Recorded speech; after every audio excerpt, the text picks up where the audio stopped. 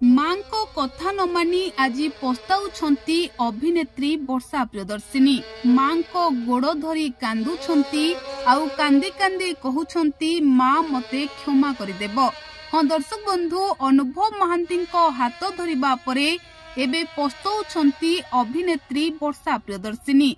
वर्षा को आखिरे लुह आउ मां को पाद धरी आज क्षमा मागुछंती वर्षा प्रियदर्शिनी।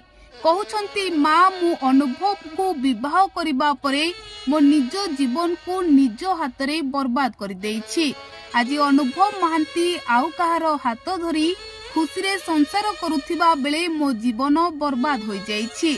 एमिति कही मां को कोलरे मुंड रखी अभिनेत्री वर्षा प्रियदर्शिनी आखिरु लुह झराउछंती। आउ मां भी वर्षा को मुंड आउसी देई वर्षा को आश्वासना देउछंती। दर्शक बंधु, एई दिन केइटा तले अनुभव महांती वर्षा को छाड़पत्र देबा परे जागृति शुक्लांको हाथ धरिछंती। आउ एबे जागृति को विवाह करी अनुभव महांती खुशी रे संसार करुथिबा बेले एबे एका होई पड़िछंती अभिनेत्री वर्षा प्रियदर्शिनी। तेनु अनुभव महांती को जिद्दी करी विवाह करिथिबारु एबे मां को गोड़ धरी वर्षा प्रियदर्शिनी भूल मागुछंती। आउ आखिरु धार धार लुह झराई वर्षा पस्ताउछंती। आउ मां को भूल मागी कहउछंती मां मते क्षमा करि दियो, मु मो निज हाथ रे मो निज भविष्यत को बर्बाद कर देइछि।